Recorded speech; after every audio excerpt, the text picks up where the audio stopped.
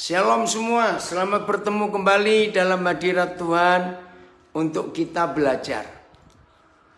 Semalam saya diundang untuk sharing dengan alumni sebuah mahasiswa sekolah teologi yang ada di Jakarta. Dan reuninya ini dari angkatan pertama sampai angkatan yang ke nggak tentu 20, 30 berapa saya nggak tahu. Nah, belum pernah itu saya mimpin Zoom sampai 3 jam lebih. Wih, seru sekali. Mereka mulai jam 19 WIB, berarti jam 21 WIT. Saya bicara satu sesi, temanya hidup yang berdampak. Wah, diskusinya lebih panjang. Diskusinya 2 jam lebih, saudara. Jadi kemarin selesai, ada berapa saudara yang ikut toh? Nah, 3 jam lebih. Nah, terus saya mengambil kesimpulan. Ini yang bicara, yang diskusi hampir 100% adalah teolog-teolog. Karena latar belakang memang teologi semua. Nah, ternyata ketika kebenaran disampaikan, itu cukup menggoncang mereka. Sangat menggoncang kalau saya katakan. Sampai hampir terjadi perdebatan masalah organisasi, gereja, masalah doktrin. Nah, terus masuklah flyer kita, brosur kita yang nanti sore. Wah, setelah itu saya nggak bisa keluar lagi. Berapa orang telepon bukan dari Zoom. Kan tema kita nanti sore belajar menarik. Nah, setan ada di dalam hidup ahli Taurat ya. Dan di dalam gereja, wah, ribut lagi. Saudara, akhirnya saya simpulkan begini, sudahlah, daripada kita berdebat terus, ribut terus, boleh nggak saya ngomong ini? Setuju tidak? Kalau memang semua kita setuju, ya ayo kita akhiri semua perdebatan ini karena nggak akan selesai. Ya, bersyukur kepada Tuhan, mereka cukup respect kepada saya. Mereka bilang saya nggak membantah kok dan ngerti. Tapi ini saya jawab begini kepada mereka, begini, menurut kita semua, Papa di surga dan Tuhan Yesus itu lebih konsentrasi, lebih membutuhkan yang mana? Antara gedung gereja untuk ibadah dengan sebuah rumah atau keluarga untuk umat manusia ini. Nah, saudara, inilah masalahnya. Semua orang pasti setuju bahwa Bapa di surga untuk manusia yang Dia sangat kasih. Maka kita harus mengakui Tuhan jauh lebih membutuhkan rumah dan keluarga daripada kebaktian. Maaf saya berkata. Tapi karena begitu lama kita dirasuk oleh konsep yang salah. Sehingga walaupun kita tahu mana yang benar, tapi begitu sulit kita berubah. Nah, sebelum tidur, akhirnya tadi pagi dong, bukan malam, karena sudah jam 1 lewat di Papua. Saya mulai dibawa Roh Kudus ingat kembali peristiwa-peristiwa yang terjadi selama pelayanan saya. Nah, saya ingin saudara menjawab ini. Mana lebih mudah membawa orang kepada sebuah keluarga atau sebuah rumah daripada membawa orang untuk berjumpa Yesus di dalam sebuah kebaktian? Ini bicara kepada yang belum percaya Tuhan Yesus atau yang bukan Kristen lah. Saya harap pertanyaan ini saudara mengerti. Mana lebih mudah mengenalkan seseorang yang belum tahu siapa Yesus, menemukan sebuah rumah Rumah bukan gedung ya, bukan bangunan. Ya. Dan membawa orang itu mengalami sebuah keluarga. Daripada kita membawa orang itu ke sebuah kebaktian, entah di gereja apa saja. Mari kita perhatikan ini. Hari Kamis 2 minggu ya, hampir 2 minggu yang lalu. Jadi nanti Kamis ini 2 minggu. Datang di antara kami di Nabire 2 orang yang bukan Kristen. Nah, minggu yang pertama yang lalu kami tidak ajak mereka untuk keluar-keluar karena masih karantina mandiri. Nah, baru kemarin hari Minggu yang lain pada ibadah. Nah, maka yang 2 ini ikut. Ternyata kemarin 2 kali mereka ikut ibadah. Karena saya kemarin 2 kali mimpin ibadah. Nah, semua yang tahu itu heran.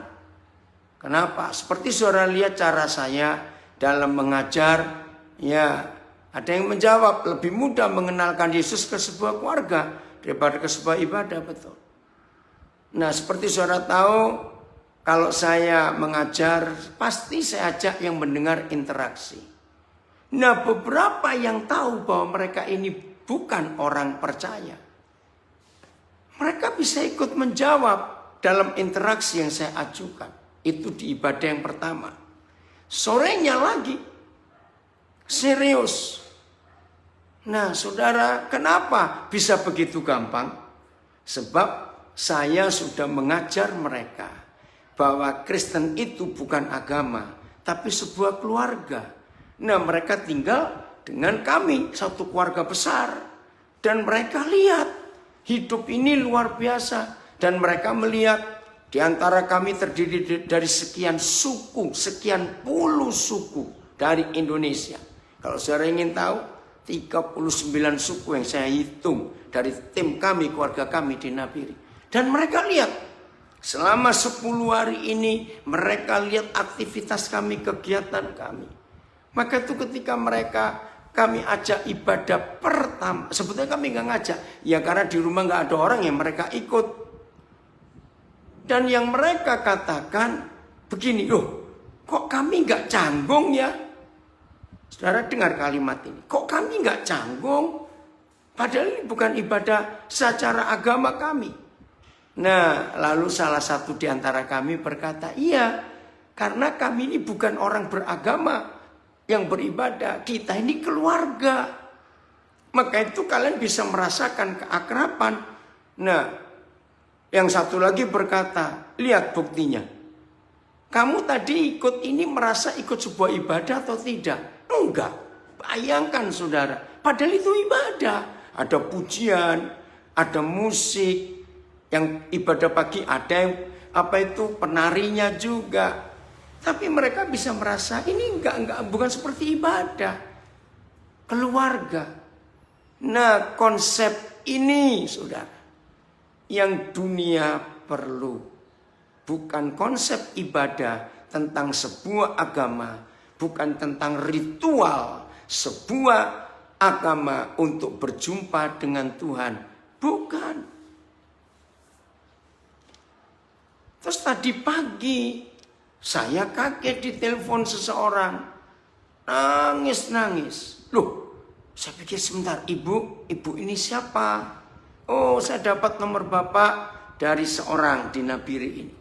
Dia seorang janda dengan 2 anak. Usahanya baru bangkrut, ditipu orang Muslim. Aduh, saya ngomong lama dengan dia. Hampir 2 jam. Saya yakinkan ibu nggak perlu untuk pindah agama. Tidak. Salah satu kalimat yang buat dia kaget adalah Tuhan yang menciptakan kita manusia itu satu. Jadi Tuhan yang membuat kita. Tapi manusia yang buat agama. Kaget dia saudara. Loh, jadi agama itu bukan dari Tuhan. Maaf ya bu, bukan. Loh, masa begitu? Dia kaget.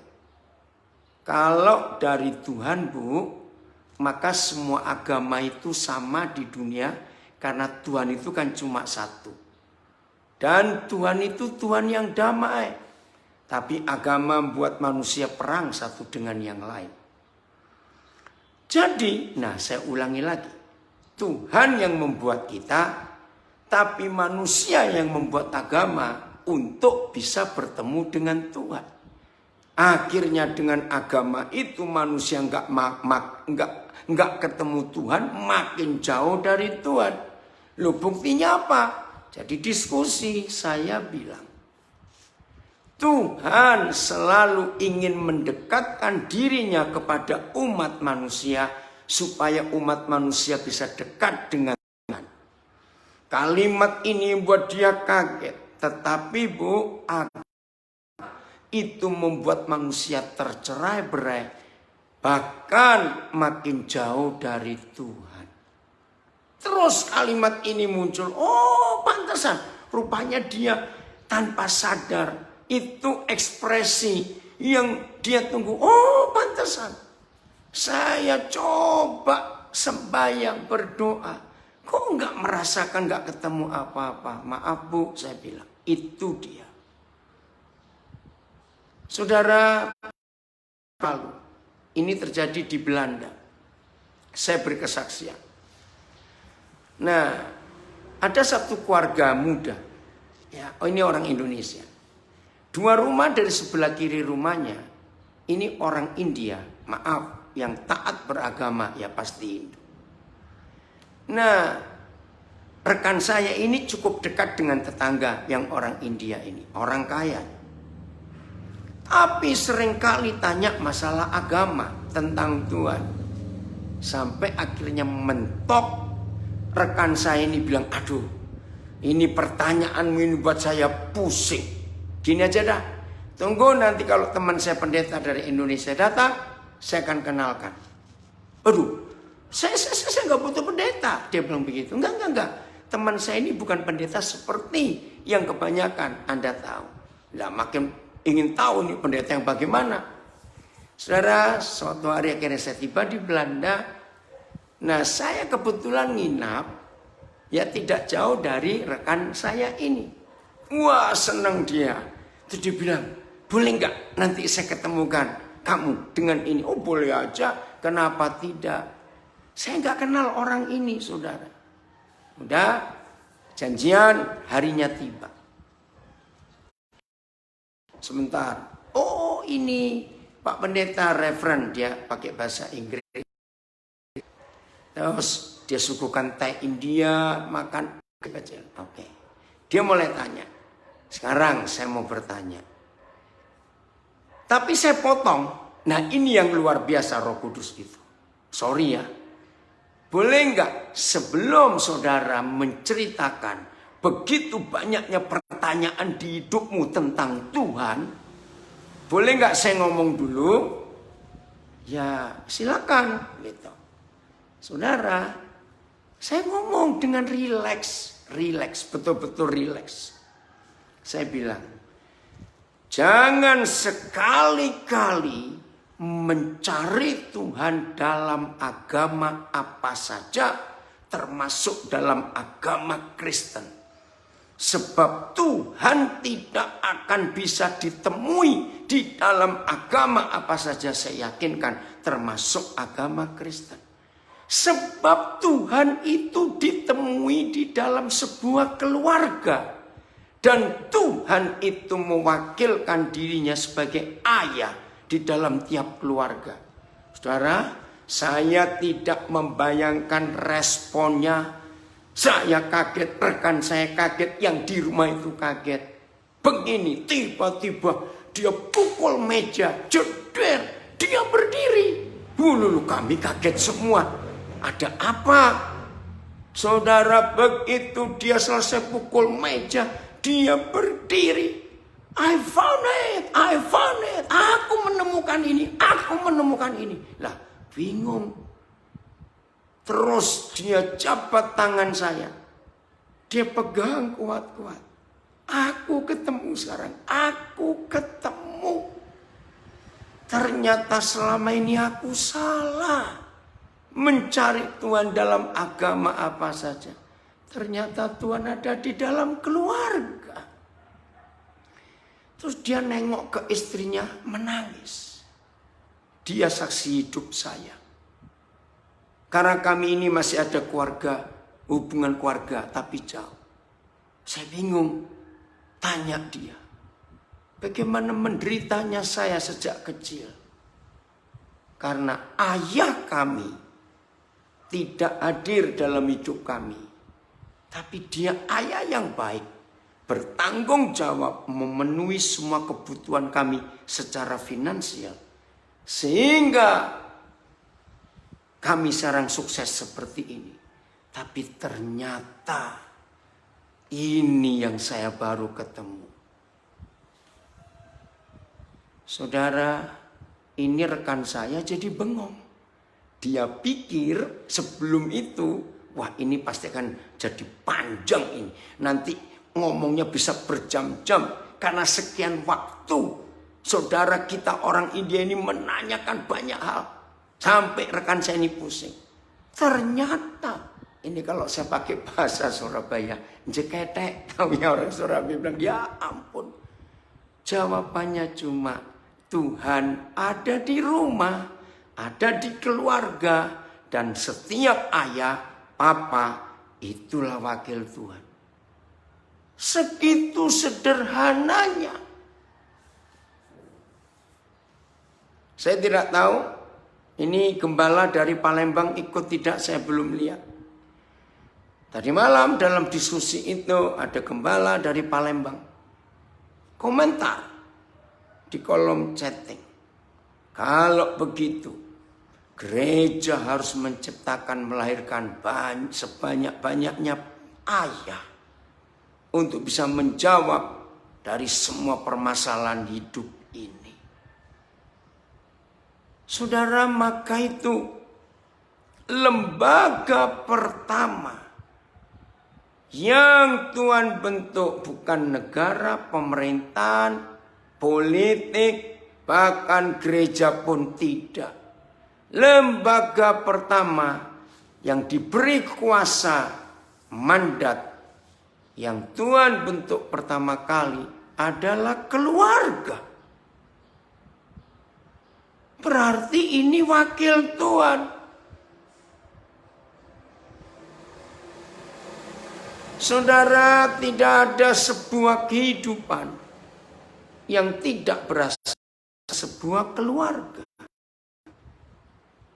Maka saya balik. Maka itu banyak hidup yang hancur. Karena ada seorang anak manusia lahir tanpa keluarga. Loh, kok bisa? Maaf, ya karena free sex. Karena seks bebas. Maka manusia yang lahir tidak dari sebuah keluarga, hancur hidupnya. Maka itu sekarang kita makin tahu betapa marah dan bencinya setan. Bukan kepada lembaga gereja, tapi kepada lembaga keluarga. Karena setan tahu lembaga keluarga ini yang sangat dibenci oleh setan. Sebab tidak ada lembaga lain di mana Bapa di surga dan surga itu sendiri berani dan bisa mewakilkan dirinya di dunia ini selain kepada keluarga. Tolong perhatikan kalimat ini. Tuhan pencipta alam semesta dan kerajaannya. Wilson, terima kasih kamu ikut. Ya, Papi senang sekali. Ajak yang lain kalau masih ada di rumah, belum keluar. Saudara perhatikan. Tidak ada lembaga manapun di dunia ini yang Tuhan kita sebagai Papa dan penguasa alam semesta berani mempercayakan dirinya selain kepada lembaga keluarga. Ada papa mama di situ. Jadi saudara, ini hal penting dalam hidup. Maka itu di Facebook saya, di Instagram saya tulis. Kebutuhan pokok, kebutuhan mutlak umat manusia adalah rumah dan keluarga. Maka kalau gereja bisa menjadi rumah untuk setiap orang. Setiap orang loh. Jadi nggak cuma yang harus yang Kristen, tidak. Dan setiap keluarga Kristus bisa menjadi keluarga untuk semua orang yang memerlukan rumah dan keluarga. Maka selesailah semua permasalahan di dalam dunia ini. Selesai. Saudara, ini fakta. Maka itu ini hal yang hebat sekali. Maka itu ayo kita semuanya sibuk dengan keluarga. Karena ini surga di bumi. Nah, jadi mulai hari ini pikirkan ini. Nah, apalagi di masa pandemi COVID-19 ini. Sampai sekarang hampir semua kota besar ya belum mengizinkan bebas ibadah-ibadah seperti dulu, termasuk bukan yang Kristen, ya, tempat ibadah apa saja. Nah, apalagi peraturan yang ada, anak-anak nggak boleh dibawa ke ibadah. Nah, begitu pula pengunjungnya termasuk pengkhotbahnya, saya nggak tahu yang benar yang mana ya, di atas usia 55 atau 45. Ini masih rancu. Maka itu saya nggak bisa masuk dong. Saya sudah 60 lebih. Nah, di dalam kesempatan fakta ini, terus gimana dong? Kita akan membawa orang-orang itu untuk mengenal kebenaran. Maka jawabannya, ayo ajak ke rumah kita untuk main, supaya mereka bisa melihat bagaimana suasana rumah kita. Berapa tahun yang lalu, ya, ketika prinsip ini masih ada, saudara tahu bahasa kata etalase, ya, itu dari bahasa Belanda sebetulnya. Kalau Inggrisnya window shopping, ya, kalau Indonesia juga etalase. Ngerti enggak? Kenapa? Ini sistem dulu, sekarang sudah mulai berubah. Kenapa waktu-waktu dulu semua toko harus ada etalasenya? Hal-hal menarik dan penting yang dijual di toko itu dipajang di jendela depan, yang besar jendelanya. Supaya orang sambil lewat tertarik. Oh, toko ini jualan salah satunya seperti yang ada di etalase itu. Nah, zaman-zaman itu ketika etalase masih menjadi ujung tombak, pasang iklan orang masuk ke toko, saya berkata begini. Ternyata keluarga atau rumah tangga itu etalasenya surga. Ngerti nggak maksudnya? Jadi keluarga yang ada di dunia ini itu etalasenya surga. Artinya sebelum orang itu tahu betul isi surga itu apa, maka ini istilah Jawa lagi ya. Sebelum mereka pembeli masuk sampai ke dalam, maka di itu calon-calon pembeli ini inguk-inguk. Tahu ya kata inguk-inguk? Ngintip. Apa sih yang dijual di toko ini? Nah, setelah calon pembeli ini tahu, oh, jualan ini, maka mereka masuk. Saudara, ternyata keluarga, rumah tangga di dunia, itulah etalasenya surga. Luar biasa.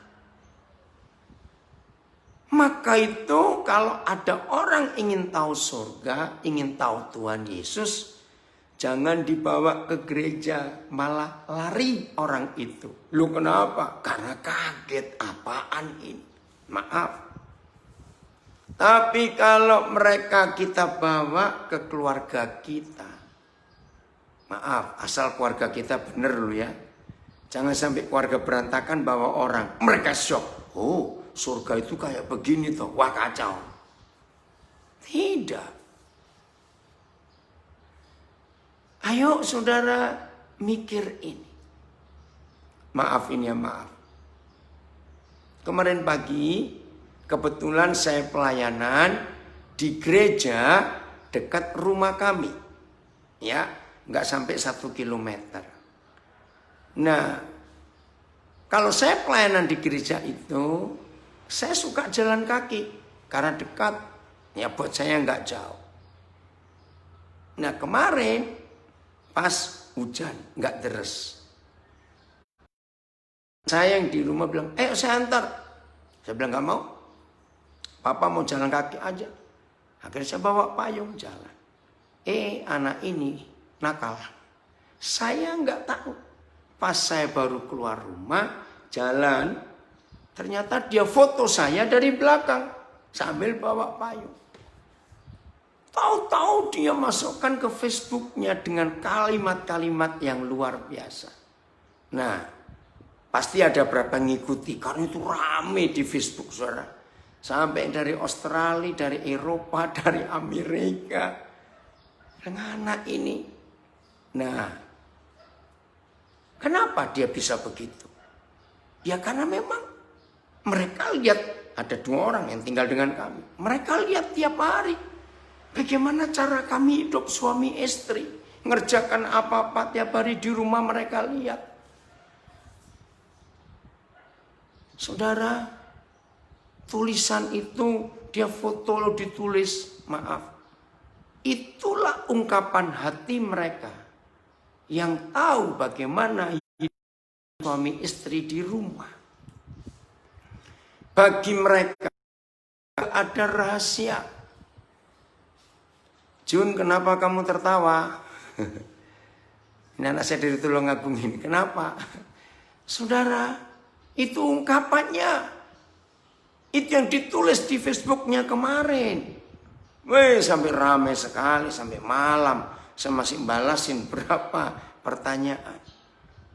Komentar-komentar dari banyak orang. Nah, mari kita cek, kita tanya bagaimana suasana keluarga kita waktu dilihat oleh orang lain. Maka kalau semua orang yang ingin tahu surga dan mereka melihat hidup pernikahan kita, mereka melihat anak-anak kita, dunia pasti pengen tahu, oh surga itu seperti ini.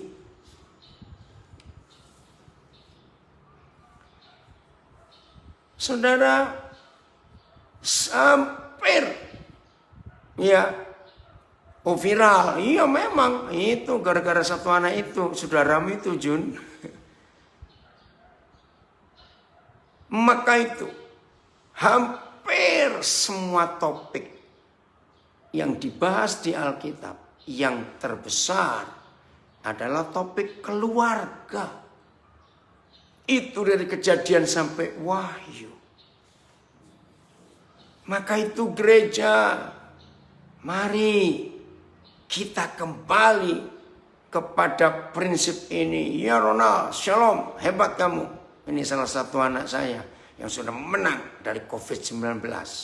Dan dia sudah jadi berkat, Ronald Parinusa ini. Kepada banyak pasien-pasien COVID yang lain, dia telepon, dia kuatkan. Saya cari dia untuk jadi berkat. Nah ini keluarga yang jadi jawaban. Ya shalom Nani, puji Tuhan. Terima kasih ya Dokter Feni, suamimu sudah buat banyak untuk Brian. Keren ya kalau kita meneliti soal keluarga ini. Wih, sungguh-sungguh Tuhan harus nyata di dalam hidup setiap keluarga. Nah, bagi beberapa saudara yang tanya, ya, karena tidak sedikit kesan komentar orang kalau saya menjelaskan masalah keluarga, ya. Ini loh kesan mereka. Dan saya ingin saudara tahu juga. Kok enak sekali sih kalau Pak Daniel ngomong atau Kodin ngomong soal keluarga. Sepertinya kok nggak ada masalah apa-apa. Kok enteng sekali. Padahal faktanya kok nggak seperti itu. Maaf ya saudara, maaf. Jangan ada yang tersinggung kalau saya bicara ini. Kalau saya pernah menghitung topik yang dibahas Alkitab dari Kejadian sampai Wahyu itu 70% lebih. 70% lebih. Papa membahas topik tentang keluarga, saudara. Maka seharusnya gereja itu khotbah terbanyaknya itu keluarga. Karena itu topik terbesar di Alkitab.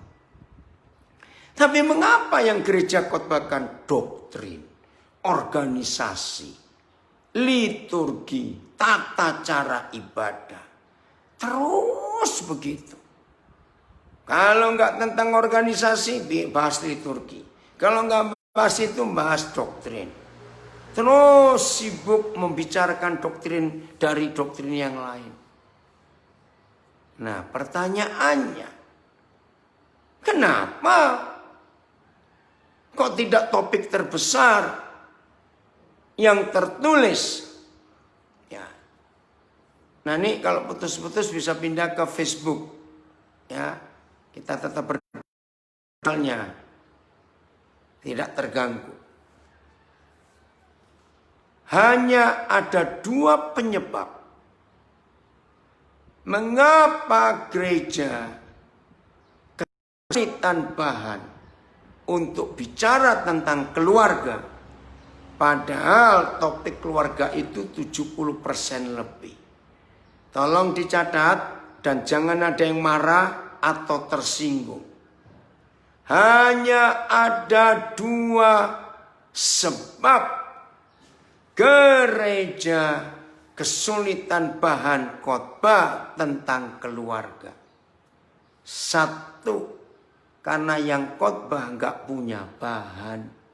Loh, maaf. Loh katanya 70% kok topik Alkitab keluarga. Iya, tapi si pengkhotbahnya itu nggak punya bahan. Loh, kok aneh?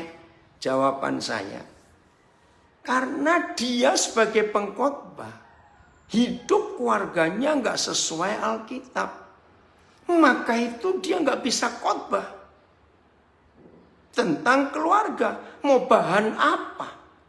Nggak ada yang bisa diceritakan tentang hidup keluarganya sendiri. Pantas nggak punya bahan tentang keluarga. Habis hidup keluarga hamba Tuhan aja kayak begitu, maaf. Yang kedua, kenapa gereja sulit khotbah soal keluarga sepertinya kehabisan bahan? Karena firman itu pedang tajam yang tajamnya kiri kanan. Ngerti ya? Pedang bermata 2 itu istilah bahasa Melayu. Dulu saya pikir, ada 2 matanya ya kalau gitu pedang. Bukan. Jadi tajam ke Dalam sini kita sendiri dan tajam keluar. Itu pedang. Nah, gereja yang tidak punya bahan untuk khotbah tentang keluarga. Karena yang khotbah takut kepotong sendiri lehernya dengan yang dikhotbahkan. Karena firman tentang keluarga tidak hidup di diri keluarga si pengkhotbah.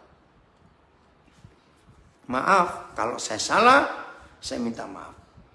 Tapi ini penemuan saya sekian puluh tahun terakhir ini. Keluarga. Saudara, dari kasus ini saya mulai cari-cari ya di psikologi, buku-buku psikologi. Puji Tuhan, saya berhasil menyekolahkan 2 anak saya master psikologi. Puji Tuhan. Nah, saya diskusi dengan mereka. Ternyata di dalam psikologi ada sebuah obat yang paling hebat di antara pil obat ramuan tentang kejiwaan.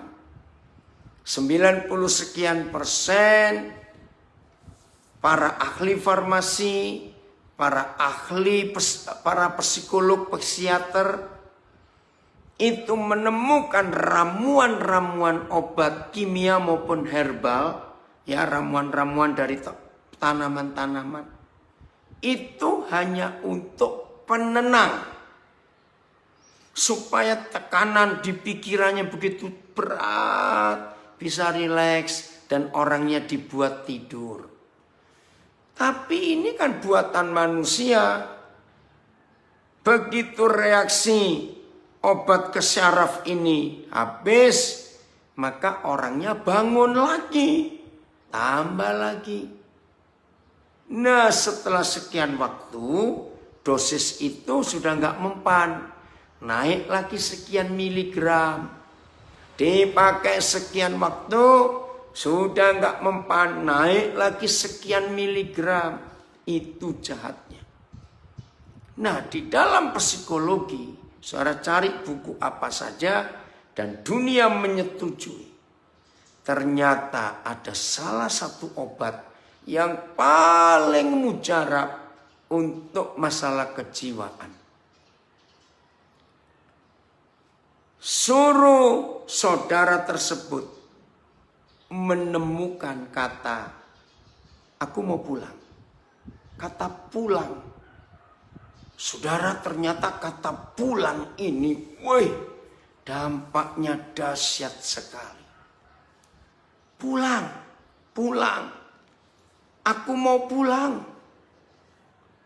Saudara, ini kata yang luar biasa. Ini bisa menyembuhkan.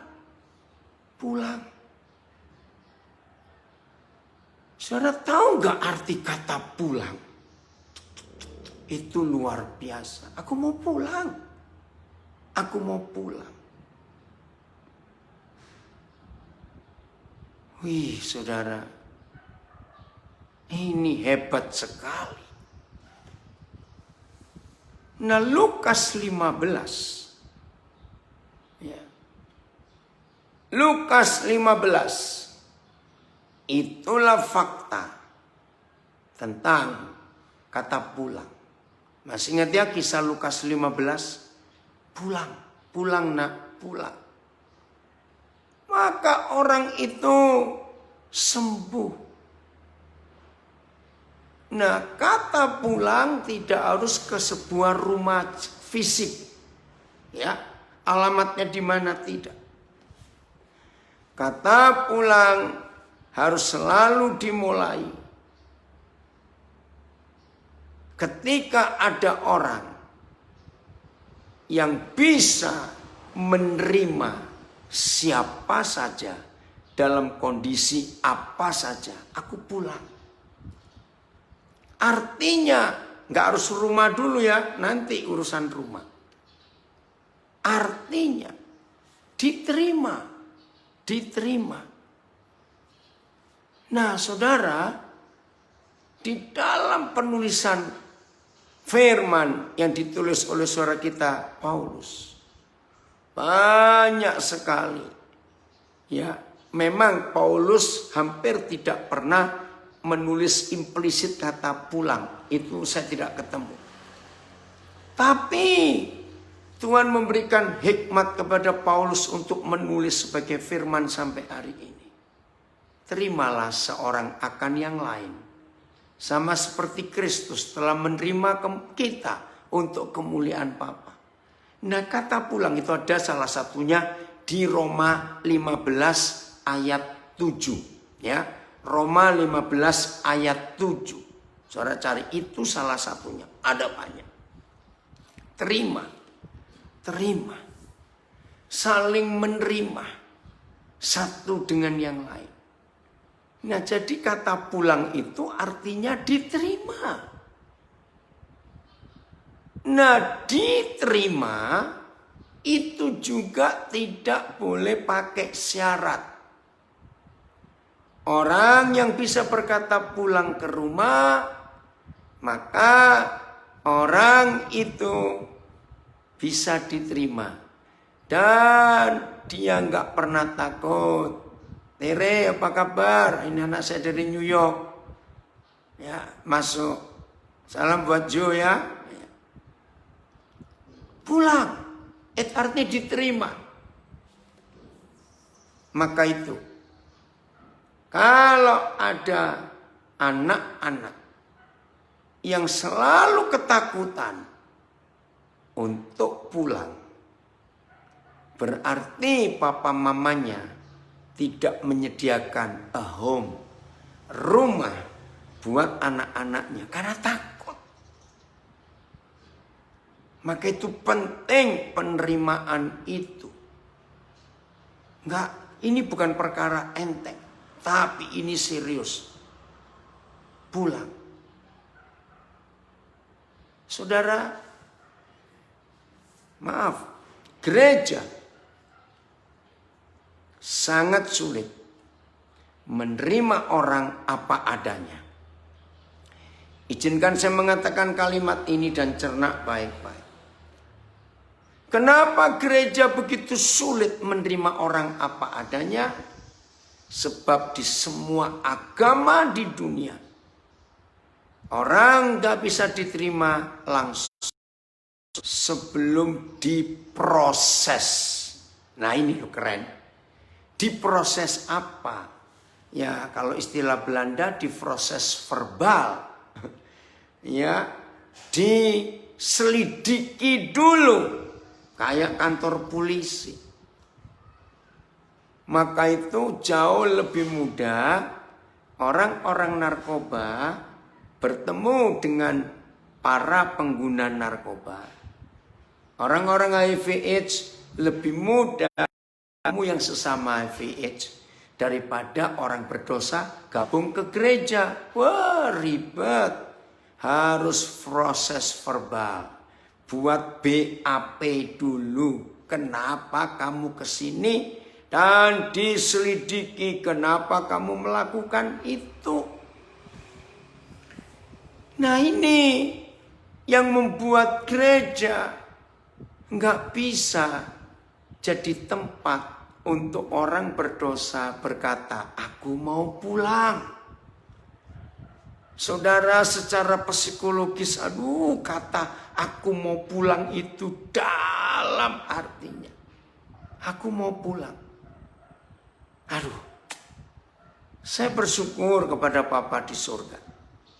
Selama saya hidup sampai hari ini, tidak sedikit orang itu berani, rindu untuk ketemu saya. Itulah kata aku mau pulang. Aku mau pulang. Maaf. Bentuk sederhana buat anak-anak muda. Ya, ini bentuk sederhana. Oke, saya nggak nyebut anak muda, semua orang. Bentuk sederhana. Kalau hidup kita itu sudah jadi a home. Gambaran surga yang turun ke dunia. Kalau keluarga kita sudah menjadi betul-betul gambar atau etalase surga sebagai wakil surga, berarti kita semua itu dikangenin. Tahu kata dikangenin? Rindu, pengen ketemu, pengen ketemu. Pengen ketemu. Cuma itu. Berarti kalau sudah sampai di taraf ini, saudara berhak menyebut diri. Saudara sudah jadi rumah buat semua orang itu. Karena mereka rindu dan kangen saudara. Itu rumah, itu keluarga. Oke, saya kembali ke berapa tahun 70-an, 80-an yang lalu. Tentang dahsyatnya kata pulang. Saya bersyukur kepada Tuhan.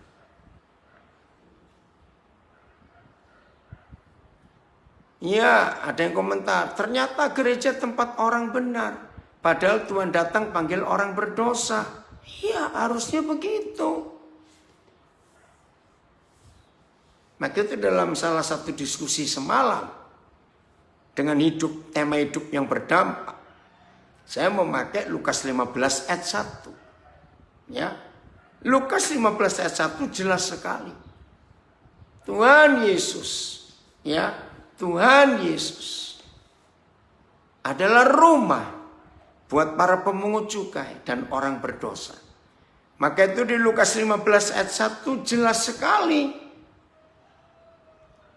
Orang-orang berdosa dan para pemungut cukai biasanya datang kepada Yesus untuk mendengarkan dia. Biasanya. Berarti yang dikangeni Tuhan Yesus itu bukan ahli Taurat dan orang Farisi. Mereka sih nggak akan kangen Tuhan Yesus. Yang dikangenin Tuhan Yesus, ya, orang-orang yang kangen pada Tuhan Yesus itu orang berdosa dan para pemungut cukai. Maka itu mereka nggak takut. Nah, sudahkah dalam hidup saudara dan hidup saya, mereka kangen untuk ketemu Tuhan lewat kita. Itu Lukas 15 ayat 1. Nah, saya kembali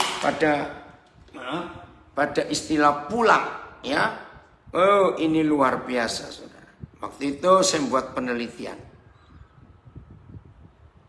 Saudara yang pernah tour, ya, atau pergi, ya tour lah, atau cruise ikut kapal, ya, kapal pesiar, seenak-enaknya, semua tempat-tempat mewah yang kita kunjungi. Lama-lama bosan bukan? Dan pengen cepat pulang. Aduh, ingin ada di rumah lagi. Pulang. Betul tidak? Itulah fakta. Betapa hebatnya rumah. Kuasa rumah itu hebat sekali. Yang berikut. Di acara-acara pesta yang rame, yang meriah. Kalau anak-anak kecil yang diajak, mereka sudah capek. Maka ada satu kata sakti yang tidak perlu ditambahi kata-kata lain dari anak-anak itu. Akan bicara kepada papa mamanya. Pulang, pulang. Masih ingat? Bujuklah dengan cara apa saja. Enggak akan mempan. Pulang mah, pokoknya pulang. Masih ingat ya anak-anak kecil? Acara musik, lampu, balon, makanan yang enak-enak, mereka enggak pusing. Pokoknya pulang. Nah, logikanya anak ini capek. Tapi setelah kita turuti, kita ajak pulang. Ayo, yang pernah punya anak pasti tahu. Saya sampai buat riset, saudara. Ratusan keluarga yang saya ketemu ada di pesta-pesta. Ketika anak-anak ini minta pulang, apa sih yang mereka mau buat? Kan logikanya mereka tidur dong, karena di pesta capek. Faktanya sampai rumah mereka nggak tidur. Langsung copot semua baju pestanya. Hanya pakai kolor. Lompat-lompat. Wih, mereka merdeka betul. Senang, lari sana, lari sini. Wih, bebas dari penjara pesta itu. Nah, kita tuh sebagai orang tua bingung. Apalagi papa mama yang suka doyan pesta. Ayo. Pasti ngomong, kalau gitu kenapa tadi minta pulang? Sekarang dia jarum pulang kamu begini. Nah, jawabannya, saya ngajari anak-anak, ya udah mama papa balik aja ke pesta sana. Kami di rumah, maaf. Suara ternyata kata pulang buat anak-anak itu, aduh.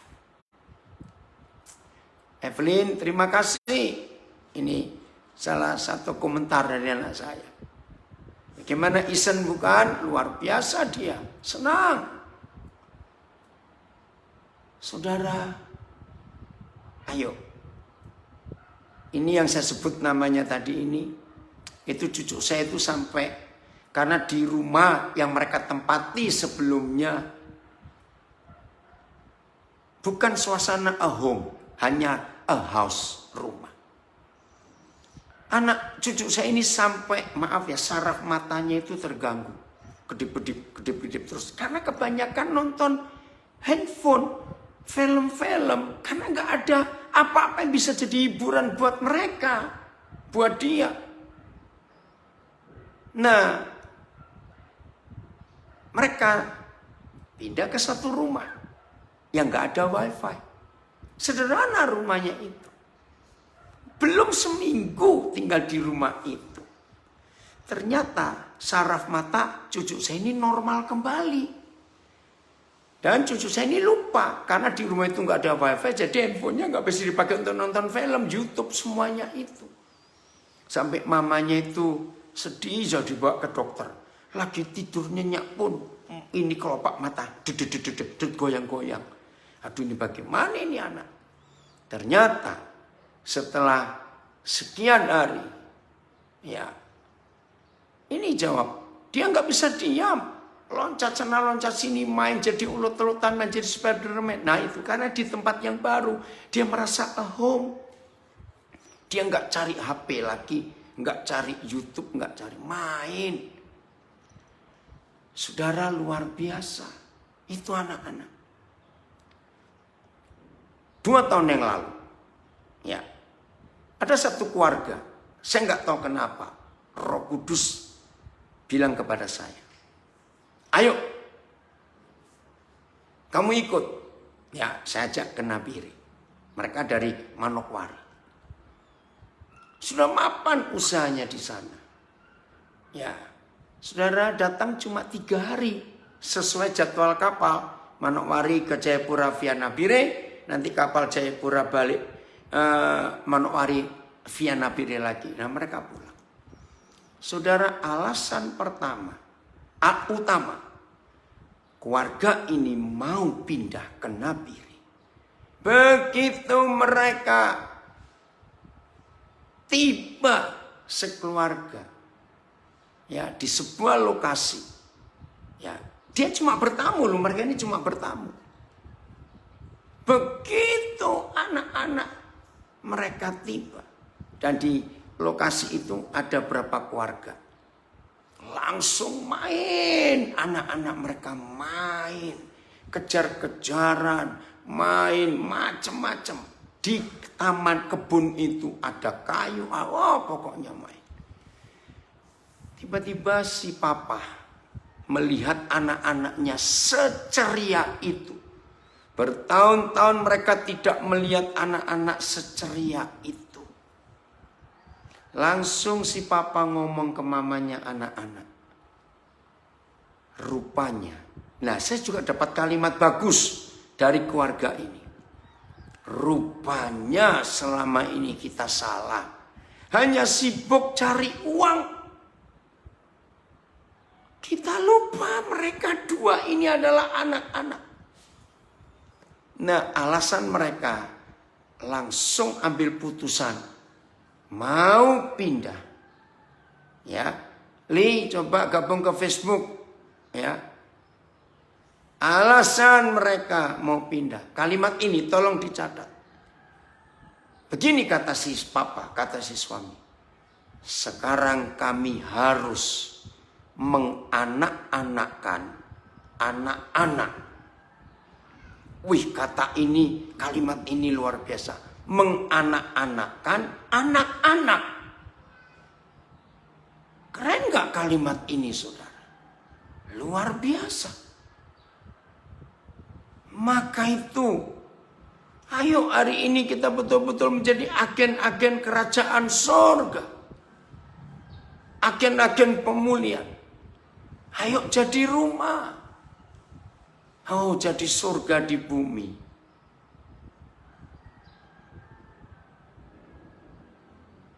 Ini masih kitab Roma. Roma 14 ayat 1. Saya akan baca ini ya. Roma 14 ayat 1. Ini loh saudara. Agama enggak begini. Ini kebalikannya. Terimalah orang yang lemah imannya tanpa mempercakapkan pendapatnya. Erik atau Aan ada? Coba tampilkan berapa terjemahan. Ya, Roma 14 ayat 1. Orang gabung ke gereja itu tadi dibuat BAP, yang terjemahannya dibuat BAP dulu, diselidiki dulu, kena apa, ribet. Ya, saya langsung baca terjemahan berikut. Terimalah orang yang lemah imannya, tapi bukan untuk berdebat pendapat. Adapun orang yang lemah imannya itu kamu sambutlah, tapi bukannya dengan maksud berbala-bala di dalam hal yang waham. Terjemahan lama ini. Orang yang tidak yakin akan apa yang dipercayainya harus diterima dengan baik di antara saudara-saudara. Jangan bertengkar dengan dia mengenai pendirian-pendiriannya. Dan terimalah dia yang lemah dalam iman, bukan sebagai penghakiman pikiran-pikiran. Terimalah orang yang lemah imannya tanpa memperselisihkan apa yang menjadi pemikiran-pemikirannya. Terimalah orang yang lemah imannya tanpa menghakimi hal-hal yang boleh dipertikaikan. Nah ini loh. Saudara, tahu nggak bedanya orang jahat dan penjahat? Ternyata beda. Wih, buat saya setelah mengerti dari hikmat Roh Kudus ini, lebih baik sekalian penjahat kelihatan kalau dia penjahat. Tapi orang jahat itu tidak pernah kelihatan kalau dia itu penjahat. Loh, kok bisa? Karena orang jahat itu lebih sering kelihatan baiknya. Jahatnya muncul sekali-sekali. Keren ya? Dengar. Lalu bedanya apa? Penjahat itu kelihatan yang dia buat. Tapi orang jahat, dengarkan, adalah orang yang paling bisa meneliti dan sangat teliti kalau melihat salahnya orang lain. Karena pengalaman saya sekian puluh tahun jadi hamba Tuhan, ternyata jauh lebih banyak orang jahat daripada penjahat. Orang jahat ini saya juga heran loh saudara, saya aja nggak bisa ngelihat. Tapi orang jahat itu bisa melihat sedetail-detailnya kesalahan orang. Maka itu betul kata Tuhan Yesus. Selumbar itu bahasa Melayu. Selumbar itu potongan kayu kecil sekali. Yang bekas gergaji, ya, yang kecil sekali. Tuhan Yesus kan berkata, Selumbar di mata saudaramu engkau bisa lihat, tapi balok di matamu kamu nggak lihat. Nah, itu orang jahat. Bahkan saya ketemu orang jahat itu bisa menilai kesalahan orang lain. Ketika yang dia nilai buat salah itu belum sadar kalau dia sedang salah. Tapi si jahat langsung bisa tahu. Saya pikir hebat juga ini orang jahat ini. Maaf ya saudara. Dan penjahat itu adanya di jalan-jalan, di pasar, di mana-mana. Tapi orang jahat itu ternyata, ngeri. Ternyata orang jahat itu adanya di dalam hidup orang beragama. Maaf. Ini tadi Roma 14 ayat 1. Suka menghakimi, memperdebatkan, mempermasalahkan pendirian orang. Aduh, capek. Maka itu gereja harus berubah. Kita harus menjadi jawaban buat dunia ini. Saudara, mari kita jujur. Kita ini penjahat atau orang jahat? Ya jangan dua-duanya. Kalau ada orang suka koreksi orang lain tapi langsung ngasih tahu. Nah, tunggu dulu. Tidak semua kesalahan langsung dikoreksi. Tidak. Jangan kita jadi hakim. Tuhan kita seringkali membiarkan orang yang bersalah itu nggak usah ditegur biar ngerti sendiri. Kalau sudah kejedok. Karena yang namanya manusia susah diberitahu. Nah contohnya, Rino ingat. Ketika Raja Daud setelah membunuh dan berzina. Hebat loh papa kita cara negurnya lewat Nabi Nathan. Jadi nggak usah sibuk ngoreksi hidup orang lain, ngapain. Ayo koreksi hidup kita sendiri terus. Kita aja belum beres-beres begini. Sombong kali mengoreksi hidup orang lain. Maaf. Jadi saudara, ayo jadi rumah, a home. Dan jadi keluarga yang benar. Nah, bagian ini. Ketika banyak orang berkata, kok Pak Daniel kalau ngomong soal keluarga kok enak. Lu memang enak. Nah, supaya ringkas ini kalimat, ini katanya. Saudara dan saya akan menjadi a home buat banyak orang. Keluarga kita akan jadi keluarga surga setiap hari. Sama. Kalau di hidup kita penuh murah pengampunan. Suka mengampuni. Itu surga saudara. Jangan suka usil. Suka ngurusin orang lain. Mengampuni. Setiap hari loh. Waduh indah sekali kata pengampunan. Maka itu setan enggak suka dengan kita yang suka mengampuni. Karena setan selalu membuat kita jadi pendendam. Sulit mengampuni. Ampuni ya, ampuni. Apa saja ampuni. Jangan berkata kok berat. Nah, kalau saudara berkata berat mengampuni orang, maka saya minta Papa di surga berat ngampuni saudara. Ayo, mau enggak begitu? Nah sebelum saudara berkata berat untuk mengampuni orang lain, coba jujur. Kira-kira Papa di surga dengan model kita seperti ini, sebetulnya Papa itu berat gak sih ngampuni kita? Ayo jawab dulu. Jawabannya pasti. Pasti. Papa kan keberatan ngampuni kita, habis kita jatuh bola balik. Tapi toh dia tetap mengampuni. Maka itu suami istri, jangan jadi wasit sepak bola. 3-2. Tunggu ya 3 sama. Awas suami istri mengampuni. Dalam hidup kita sehari-hari. Jadi untuk menjadi sebuah rumah, a home. Bukan perabotannya, bukan macam-macamnya, tapi mengampuni. mengampuni. Semua orang yang datang kepada Kristus mencari Yesus lewat kita, ampuni. Gak usah memperdebatkan masalah-masalah imannya, gak usah ya. Wih, luar biasa Tuhan kita. Kalau saudara dan saya menjadi rumah hati Tuhan di dunia ini, penuh pengampunan, menerima semua orang yang ada, maka saudara, kita jadi a home, jadi rumah buat semua orang. Dan suami istri yang penuh dengan pengampunan, maka kita menjadi keluarga surga. Suami istri enggak terus ngurusi kesalahan, tapi mengampuni. Aduh, mengampuni itu menolong banyak orang dan menolong diri kita sendiri. Kita enggak stres, tidurnya enak, makannya enak. Walaupun yang dimakan itu tidak enak. Kalau hatinya enak, penuh pengampunan, makanan itu enak. Catat ini.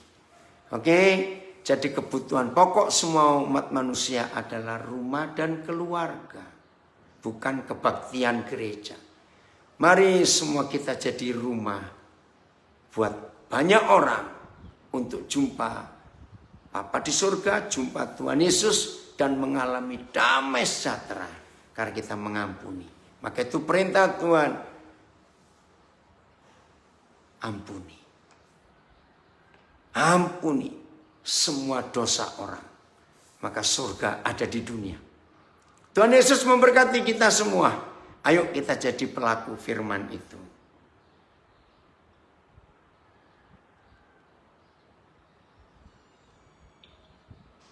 Oke?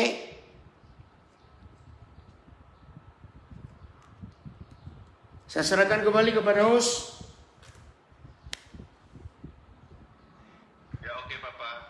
Ya. Firman Tuhan hari ini. Oke. Jadi tadi Pak Beni rupanya. Oh, keluar ya. Jeff sebentar. Maaf, saya mau belakang dulu ya, sebentar. Siapkan yang lain, Jeff. Oke, Pak. Baik. Bapak Ibu, langsung saja ya. Kita bisa saling sharing, kita bisa berdiskusi melalui seminar atau seminar pada saat pagi hari ini. Bagi Bapak Ibu yang hari ini saya percaya ada hal-hal firman Tuhan yang pasti juga mengingatkan kita tentang pentingnya sebuah rumah, ya, atau home bagi banyak orang. Karena saya percaya kita tidak, diri kita saja yang tidak, cuma diri kita yang ingin diterima, tapi banyak orang yang butuh penerimaan dari kita. Mari kita akan sharing. Kalau Bapak Ibu ada yang ingin bertanya kepada Bapak Daniel, silahkan ya untuk bisa bertanya. Bisa lewat chat atau langsung bertanya, silahkan.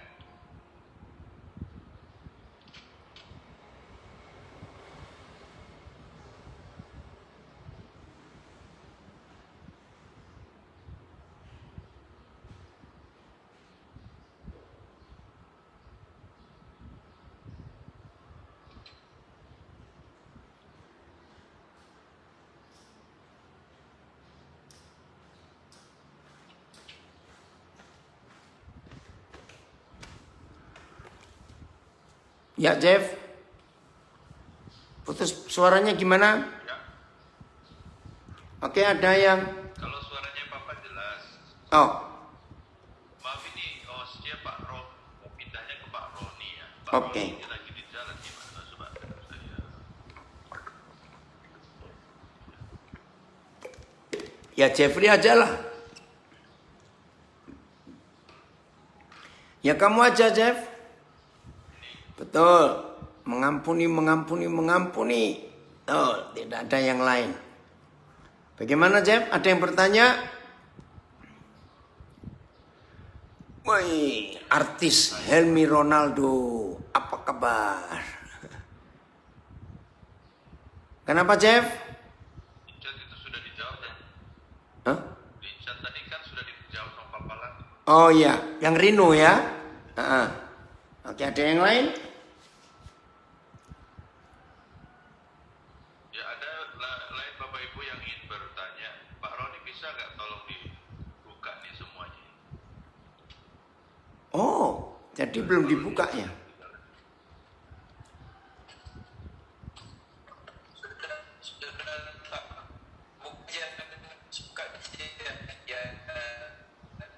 Tinggal mereka yang Oh bisa ya. Ini tinggal dibuka nih Koengki. Ya, dan ya. Oke, mungkin Koengki kesaksian tentang hope.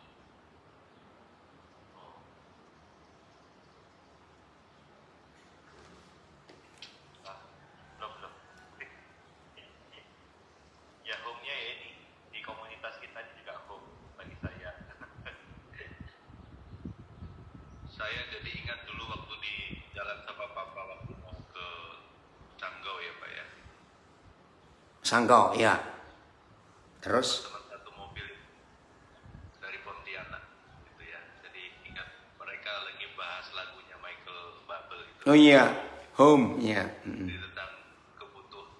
Jadi lagunya lagi booming waktu itu ya.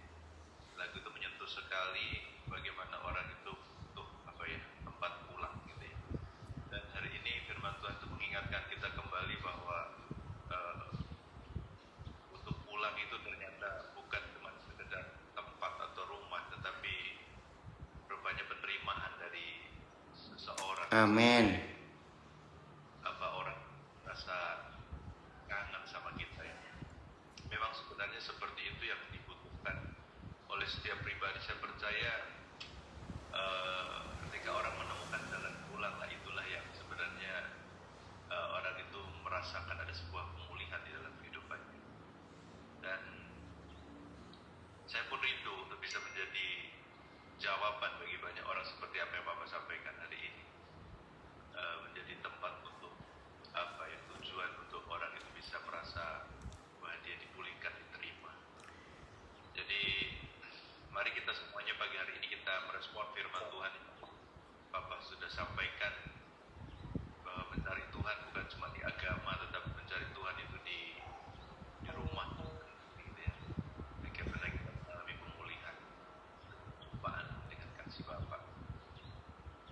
Oke, silahkan Bapak Ibu kalau seandainya masih ada yang ingin bertanya atau menambahi sesuatu, silahkan untuk boleh bersuara. Bisa dibuka langsung ini apa namanya, mic-nya. Ada Bapak Ibu? ya Pak Jeff, saya tadi hanya suka dengan apa yang disampaikan tadi sama Koden bahwa kalau seluruh keluarga di dunia ini dipulihkan, maka dunia ini sudah gak ada masalah.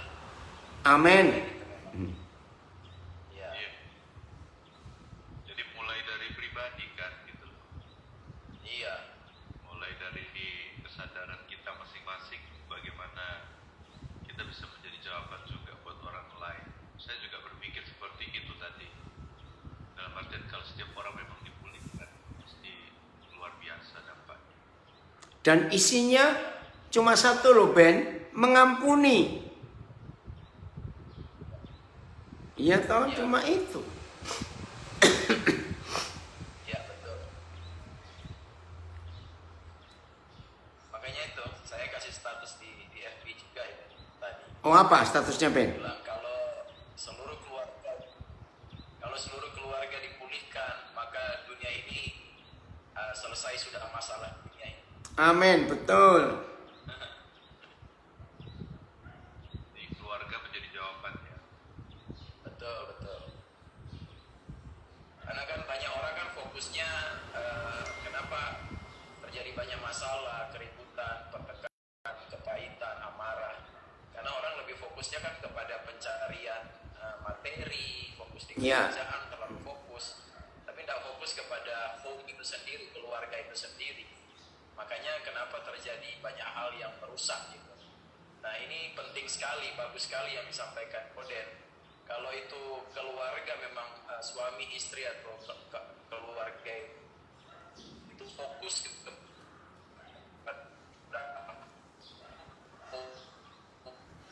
Itu sendiri